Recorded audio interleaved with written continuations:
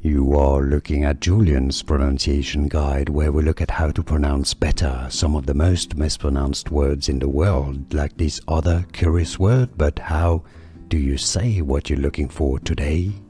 We are looking at how to pronounce these phrases, as well as how to say more interesting but often confusing Latin vocabulary, so make sure to stay tuned to the channel if you enjoy learning about those. How do you say it in English? It is said as ad infinitum, meaning again and again, in the same way, forever. In American English it is said as ad infinitum, or in British English, ad infinitum.